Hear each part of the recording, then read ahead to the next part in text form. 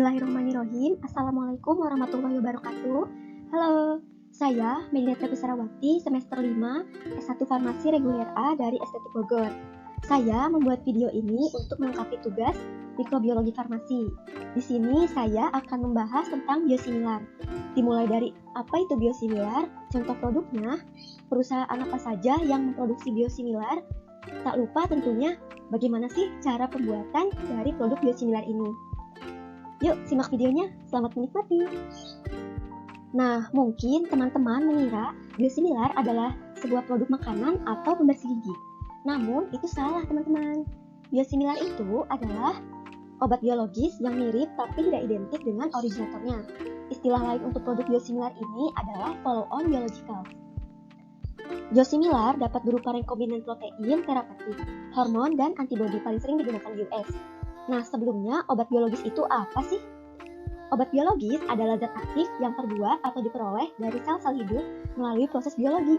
Dalam kata lain nih, obat biologis itu merupakan suatu produk yang diciptakan dari makhluk hidup di tingkat molekuler.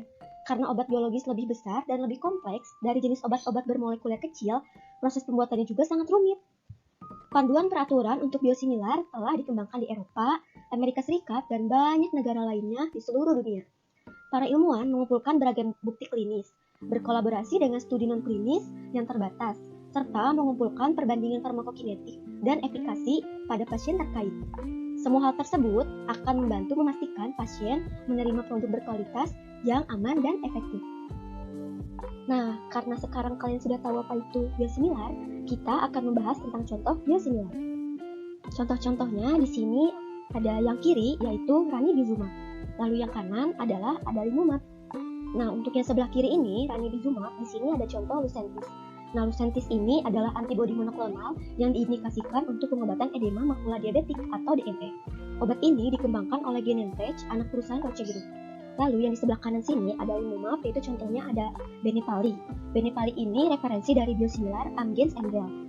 Nah, obat ini digunakan untuk mengobati rheumatoid arthritis. Lalu sebelahnya ada Imraldi, ini biosimilar anti-TNF ketiga untuk mengobati penyakit autoimun yang dikembangkan oleh Samsung Bioepis.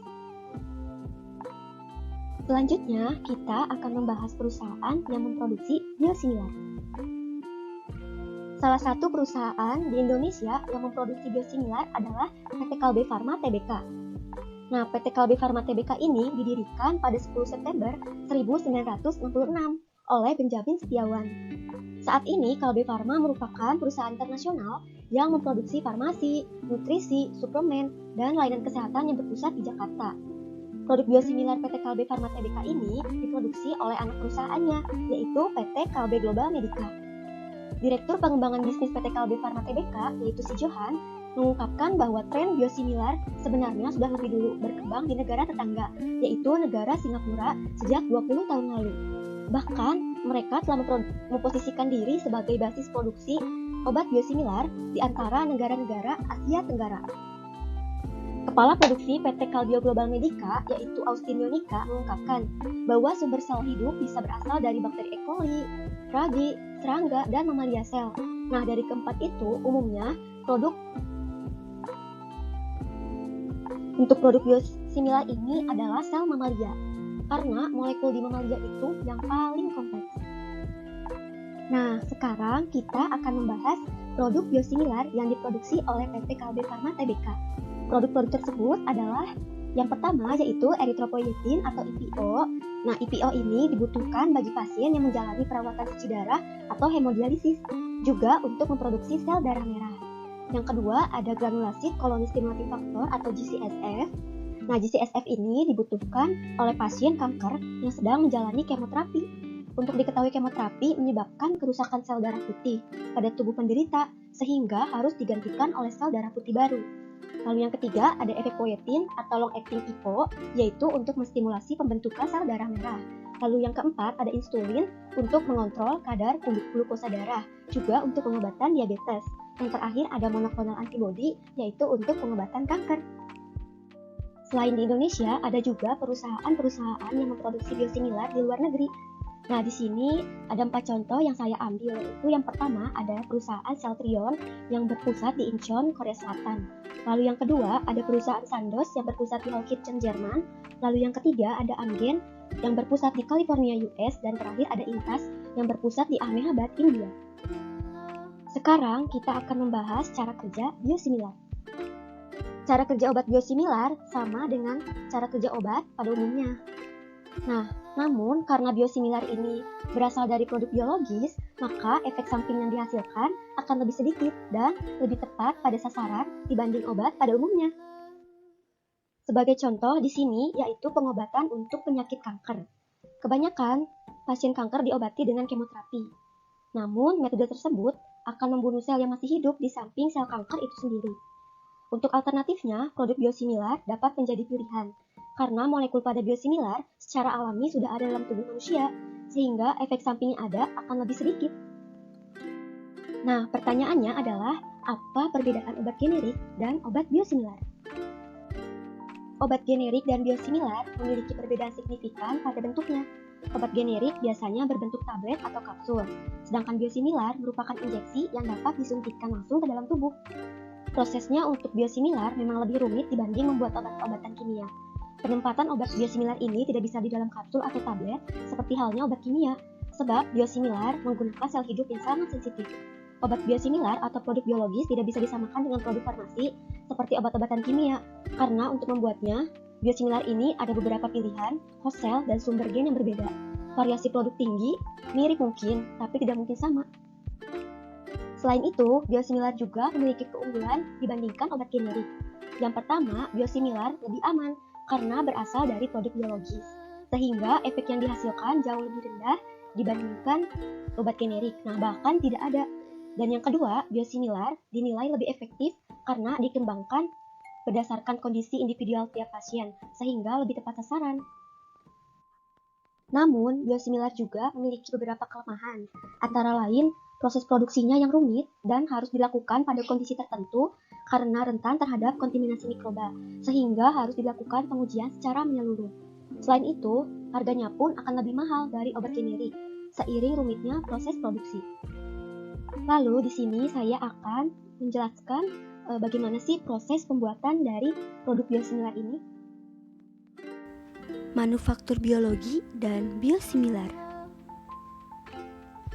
Pembuatan biologis dan biosimilar salah satu proses yang sangat kompleks dan beragam yang memerlukan pengembangan proses manufaktur inovatif yang memanfaatkan teknologi dan teknik mutakhir.